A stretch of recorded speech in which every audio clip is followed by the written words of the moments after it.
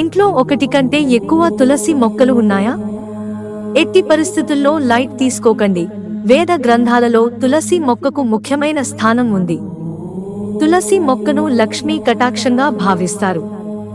ఇంట్లో తులసి మొక్కను నాటడం ద్వారా ఇంటికి సంపద, సంతోషం వస్తాయి. అయితే ఇంట్లో ఒకటి కంటే ఎక్కువ తులసి మొక్కలు ఉంటే ఇలా చేయండి. ఒకటి కంటే ఎక్కువ మొక్కలు ఉంటే గర్వం చేకూరుతుందని వేద గ్రంథాలు చెబుతున్నాయి. ప్రతి ఇంట్లో తులసి మొక్కను ఇంట్లో పెంచుకుంటారు. తులసి మొక్క ఇంటిలోని నెగటివ్ ఎనర్జీని పోగొట్టి సానుకూల మార్పులను తెలుస్తుంది. మీరు ఇంటి బాల్కనీలో లేదా పెరట్లో తులసి మొక్కను నాటవచ్చు.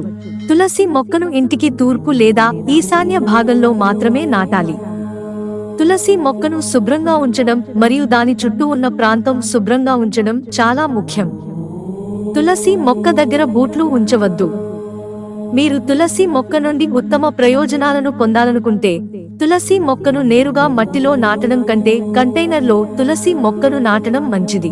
తులసి మొక్క కింది నేల తగలకుండా జాగ్రత్తలు తీసుకోవాలి. ఒకటి కంటే ఎక్కువ తులసి మొక్కలను ఇంట్లో ఉంచుకోవాలా అనే ప్రశ్న మనలో చాలా మందికి ఉంటుంది. పండిట్ ప్రకారం ఇంట్లో ఒకటి కంటే ఎక్కువ తులసి మొక్కలు పెంచవచ్చు. అయితే జ్యోతిష్య శాస్త్రం ప్రకారం ఇంట్లో ఒకటి కంటే ఎక్కువ తులసి మొక్కలు నాటాలంటే 3, 5, 7 అనే సంఖ్యల్లో నాటాలి. అంటే బేసి సంఖ్యల్లో మొక్కను నాటాలి. ముఖ్యమైన విషయం ఏమిటంటే ప్రతి తులసి మొక్కను సరిగ్గా నిర్వహించాలి. నమ్మకం ప్రకారం ఆదివారాలు లేదా ఏకాదశి రోజులలో తులసి మొక్కను తాకకూడదు.